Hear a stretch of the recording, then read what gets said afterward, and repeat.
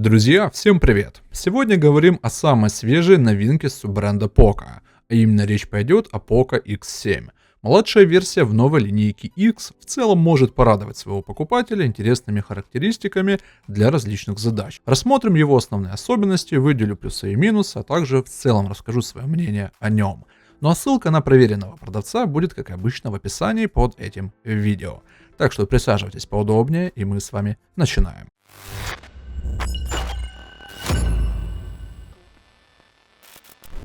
Поговорим о первом пункте комплектации. Что же касается комплектации у Poco X7, то она ничем не примечательна, ну кроме зарядного блока. В самой же коробке вы кроме привычного кабеля USB Type-C найдете 45-ваттный зарядный блок, обновленный черный матовый чехол с бортиками для камеры и документацию.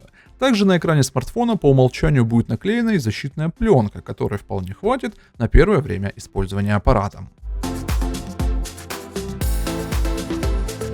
Теперь же давайте поговорим с вами о дизайне новинки. Poco X7 получился очень интересным в этом плане, и у меня есть вопросы к расположению модулей камеры. Ведь они чем-то напоминают плиту. Ведь сколько разных вариаций расположения можно в принципе придумать, а тут только на такое хватило фантазии. Но тоже, наверное, более субъективщина. За такую цену, да и в целом в данном сегменте не стоит ожидать, что у аппарата будут премиальные материалы корпуса. Тут обычный пластик, что у боковых граней, что и у задней крышки. На лицевой же стороне вы сможете найти фронтальную камеру, которая будет располагаться по центру, разговорный динамик, разные датчики и, конечно же, будет тут отсутствовать индикатор уведомлений. Ну а это будет восполнять Always On Display, хоть и урезанный на 10 секунд. Нижние же рамки не слишком толстые, и дискомфорта при работе они не доставляют. Снизу же располагается у нас порт Type-C, динамик, микрофон и лоток для двух сим-карт. Сверху же есть второй динамик для создания стерео, инфракрасный порт для управления бытовой техникой и еще два микрофона. На задней стороне у нас располагается 3 модуля камеры, одна вспышка и логотип бренда Poco. А по бокам у нас все как и всегда: клавиша питания и клавиша управления громкостью.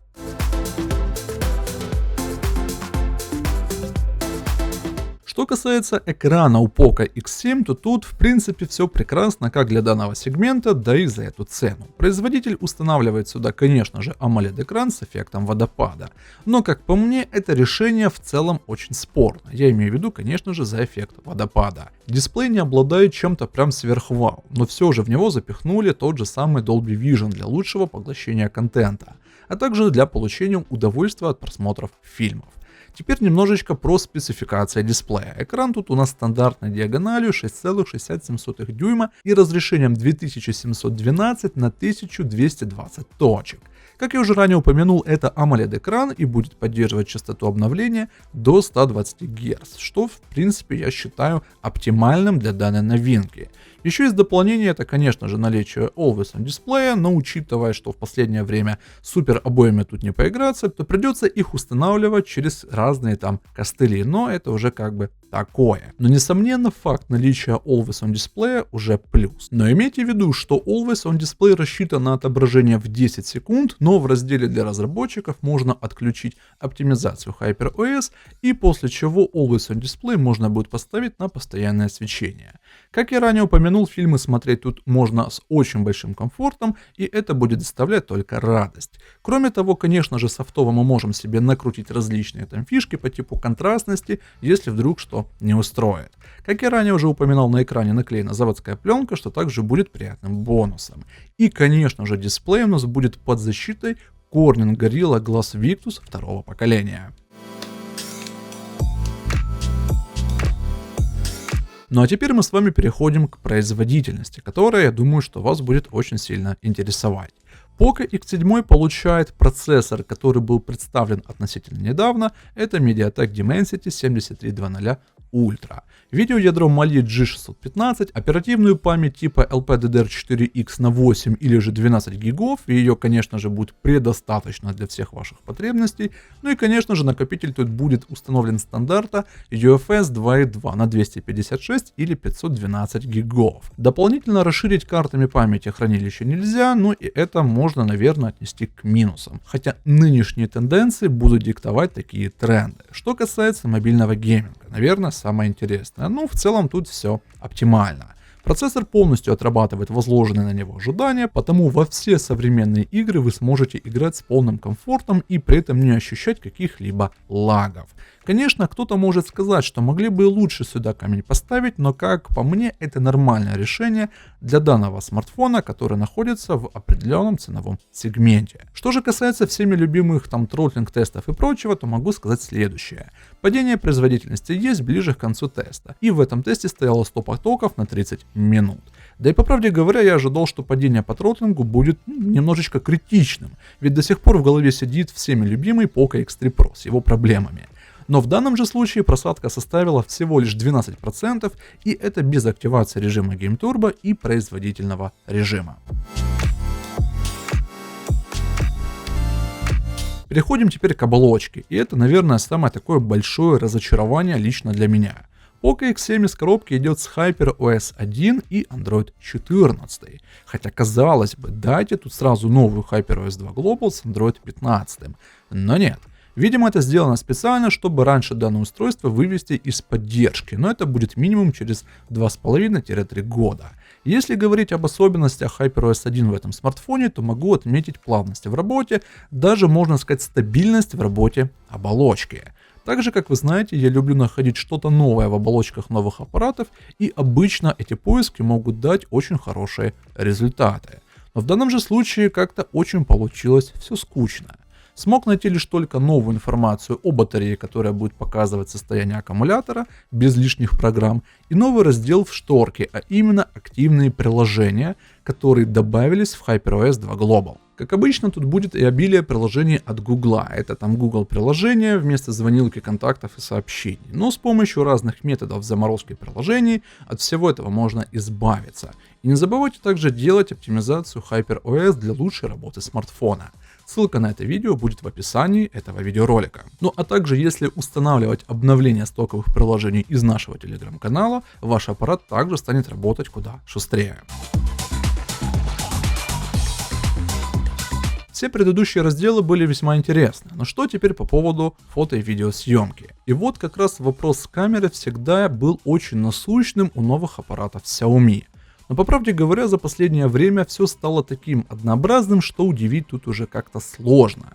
Хоть сюда поставят 100 мегапикселей, 200 мегапикселей, 500 мегапикселей, то аппарат как бы не будет от этого фотографировать на уровне зеркалок. И, конечно же, все еще будет зависеть от софта. Но давайте отталкиваться от того, что есть. Какие же модули камер производитель сюда поставил? Основной модуль с оптической стабилизацией на 50 мегапикселей, ультраширокоугольный модуль на 8 мегапикселей и макромодуль на 2 мегапикселя. Да, всего 3 модуля для съемки, что можно отнести к концепции, допустим, предфлагмана. Но вот как они себя будут показывать. Полученные фотографии оставили приятные впечатления. Делая снимки в светлое время суток, мы получаем вполне четкую и детализированную картинку, которую, конечно же, можно использовать для различных социальных сетей и прочего. Когда уже приходят сумерки, то изображение может немного поплыть, появятся шумы, но на такой случай можно использовать ту же самую Google камеру, благо разных модификаций хватает. Ну а в целом за эту стоимость камера отрабатывает возложенные на нее ожидания. Что касается фронтальной камеры, то тут все прекрасно. 20-мегапиксельный модуль позволяет делать вполне пригодные селфи-снимки для различных условий. Из дополнительных фишек тут все однообразно, как и в предыдущих моделях. Но можно отметить такие фишки. Это возможность спуска затвора взмахом ладони, очень таки практично. Конечно же режим кадра, который создает киношный эффект. И также новый ночной режим 2.0 для лучших снимков в темное время суток. По видеовозможностям тут не стоит также переживать. Можем снимать в 4К и 30 кадров, что, конечно же, радует. По видеосъемке не стоит ожидать, что Poco X7 будет снимать на уровне флагманов.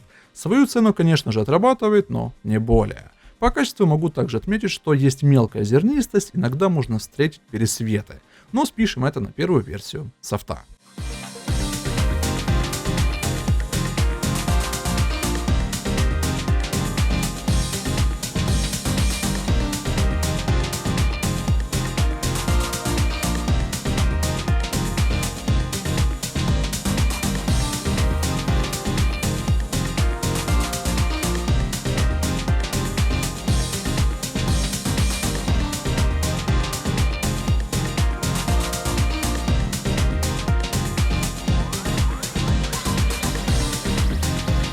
Из особенностей нового Poco X7 можно выделить следующее. В новинке, конечно же, присутствует стереозвучание.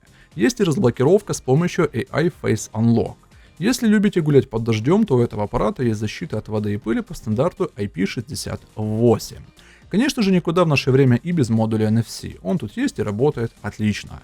Сканер под экраном позволяет максимально быстро разблокировать этот аппарат, и, кстати, 10 из 10 попыток он прошел. И что самое интересное тут, это новый вибромоторчик для более лучших тактильных ощущений от взаимодействия со смартфоном. Ну а теперь поговорим по поводу батареи. В Poco X7 производителем была установлена батарея емкостью в 5110 мАч. Золотой стандарт в нынешних смартфонах. В целом батареи будет хватать где-то на 1,5 дня активной работы, конечно же в зависимости от использования. И также не забывайте о следующем: делать оптимизацию оболочки HyperOS, которая также будет продлевать автономность вашего смартфона. Что еще также интересно, в этой новинке изначально идет зарядный блок на 45 Вт. И полное время зарядки аппарата составило около 80 минут.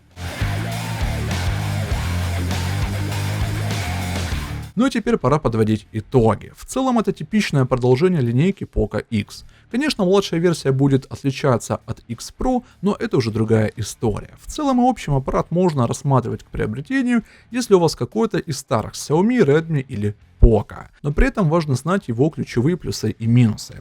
Основными достоинствами данной новинки я отметил бы следующее. Это AMOLED-экран со 120 Гц, процессор и производительность в целом, наличие Always On дисплея, а также камера с ее фишками. Из минусов я бы лично отметил следующее. Это материалы корпуса, да и сам дизайн, HyperOS 1 с Android 14, слабый зарядный блок на 45 Вт и его цена. Ну а на этом у меня как-то так. Если остались какие-то вопросы, пишите об этом в комментарии, там мы с вами и пообщаемся. Ну а на этом у меня на сегодня все. Спасибо за внимание и до новых встреч.